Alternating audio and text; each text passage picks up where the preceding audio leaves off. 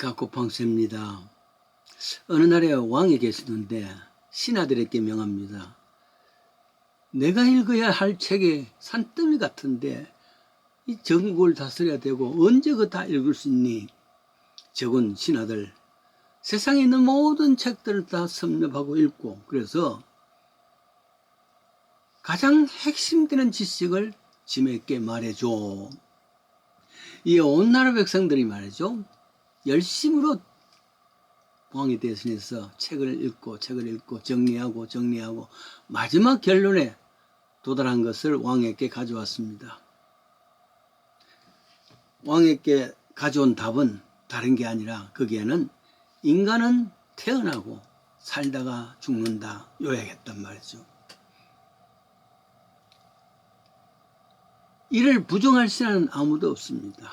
왕도 그것을 인정을 했습니다. 세상에 있는 모든 책들은 다 살고 죽고 이에 대한 이야기란 말이죠. 그렇습니다. 성경은 신약 성경이 27권이고 구약은 39권 합해서 66권이라 합니다. 이 66권을 설명하기 위해서 서책들이 주석가들의 해설서들이 산더미 같단 말이에요. 도서관이 꽉 차 있습니다. 그것만이 아니죠. 신학 서적, 사상서 산더미보다 더 많습니다. 이 많은 양들의 책을 무엇을 말하는 것인가? 어쩌면은 이 모든 해석과 주석들의 글, 설교의 내용 이런 모든 것은 줄이면서 한마디로 말하자면은 예수 다시 사셨네. 이 한마디로 요약될 수 있으리라 그렇게 믿습니다.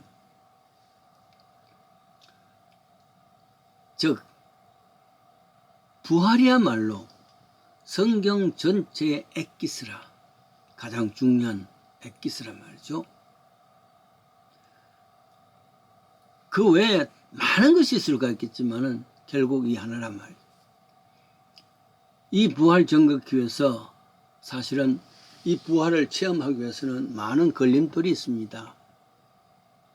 앞에 무거운 돌이 있는데 그 걸림돌을 치워야 된단 말이죠.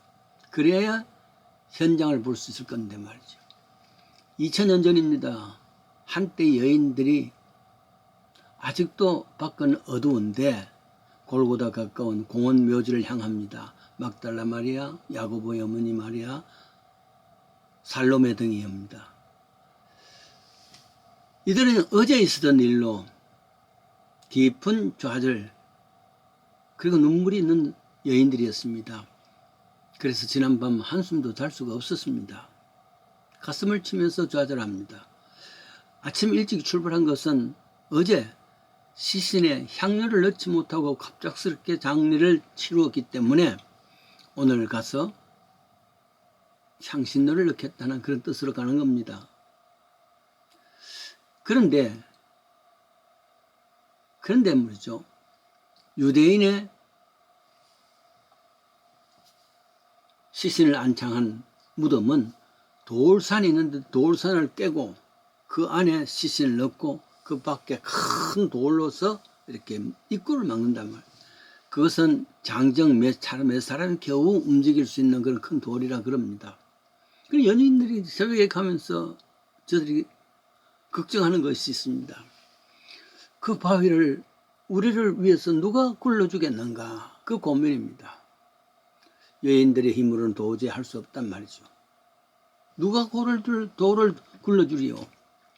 Who will roll the stone away? 할 수가 없습니다. 왜냐하면 그 돌을 옮기지 않으면 여인들은 그 돌 뒤에 있는 부활의 예수를 만날 수가 없습니다.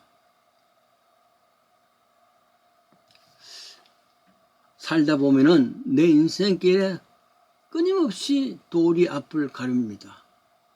누구도 옮겨줄 수 없는 돌입니다. 많은 문제의 돌이란 말이죠. 만약에 이 돌을 열어놓지 않으면, 구부러지지 않으면 그 뒤에 것은 볼 수가 없습니다. 희망도 없단 말이죠. 돌아갈 길도 없습니다. 살면서 두려움의 대상이 되는 돌이 있습니다. 놀라운 그런 돌도 있습니다. 한국 민담에서 말이죠. 제일 두려운 것은 호랑이 아닙니까? 호랑이 만나는 것이 제일 두려운다는 겁니다. 이때 호랑이는 돌입니다. 그런데 호랑이보다 더 무서운 것이 있습니다. 셀러에는 그것이 꽃감이라 그랬죠. 아무리 달래고 얼려고 해도 아이가 울음을 그치지 않았는데, 호랑이 온다 해도 그치지 않는데, 꽃감 온다, 꽃감이다 하니까 울음을 그쳤다. 그래서 꽃감이 호랑이보다 더 무섭다. 그런 말이죠. 그러나 이거 일반적으로 이들보다 더 무서운 것이 있습니다. 귀신. 귀신이라 그러면 더 놀라운 것이죠. 그렇습니다. 그러나 살면서 귀신은 만날 수 없지만은 가난이라는 돌이 있고 병마라는 돌이 있고 결국 그것은 어떤 돌인가? 죽음의 돌입니다. 누구도 움직일 수가 없습니다. 한 철학자는 가장 무서운 것은 절망이라 했습니다. 왜냐하면 절망이야말로 죽음에 이르는 병이기 때문에 죽음이 가장 두려운 거란 말이에요. 그래서 이제 한국에서는 아라비아 숫자 4를 사용하지 않았죠. 왜냐하면 한자 죽을 사자와 발음이 같기 때문입니다. 그만큼 죽음을 무서워한 것입니다. 아파트를 지어도 4층은 없습니다. 혹 F4 영어로 있는 말이 있습니다. 엘리베이터에도 4자가 없습니다. 그만큼 두려운 것이 죽음 아니겠습니까? 누군가가 말했습니다. 이 죽음을 이길 수 있는 사람은 이 땅에서 잘 먹어야 된다 그럽니다. 어떻게 잘 먹느냐? 공기를 잘 먹어야 되고, 둘째는 음식을 잘 먹어야 되고, 셋째는 마음을 잘 먹어야 된다 그럽니다. 그러나 아무리 잘 먹다 할지라도 죽음이라는 돌문을 지나갈 수가 없습니다. 김정준 목사님, 제가 연세 대학원에 있을 때에 연신원 학장이셨습니다. 인품이 남과 달랐습니다. 고고한 인품이었죠. 그의 글이 있었습니다. 그 글을 읽어보니까 젊어서 그는 폐기력으로 저 마산 요양소에서 계셨다 그럽니다. 환자들은 하나같이 우울하고 절망 속의 모습이었는데 그의 얼굴은 언제나 미소였습니다. 그 마음의 가짐이 달렸습니다. 그때 쓴 시가 있습니다. 내가 죽는 날, 제목입니다. 내가 죽는 날 그대들은 저 좋은 낙원에 이러니 찬송을 불러주시오. 그리고 요한계시록 21장 22장을 읽어주시오. 또한 내 묘비에는 단 한 줄 임마누엘이라고 새겨주세요. 그렇습니다. 결핵 요양소라면 그 장소는 옛날에는 죽음의 요양소입니다. 무덤 요양소입니다. 어려운 곳입니다. 아무도 이 죽음의 돌을 굴려줄 수가 없는 거대한 돌문 앞에서도 좌절하지 아니하고, 김 박사님은 믿음으로 그 얼굴을 그 돌을 굴려버리는 것을 말이죠. 그래서 뒤에 천국을 볼 수 있었으니까 요양소에 있으면서 늘 미소로서, 그리고 또 그 인격이 그렇게 달라질 수 있었습니다. 그것은 결국 부활이 아닙니까? 성경에서 그렇게 절망 고민을 하는 여인들, 천사들이 말합니다. 어찌하여 산자를 죽은 자 가운데서 찾느냐 꾸중하십니다. 그렇습니다. 하나님은 죽은 자의 하나님이 아니라 산자의 하나님입니다. 그 하나님은 죽음의 돌문까지도 리무브, 옮길 수 있으신 능력의 하나님이시죠.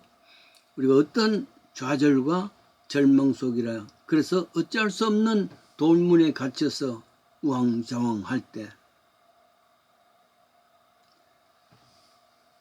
그 무덤을 열 수 있는 분은 하나님이시란 말이죠.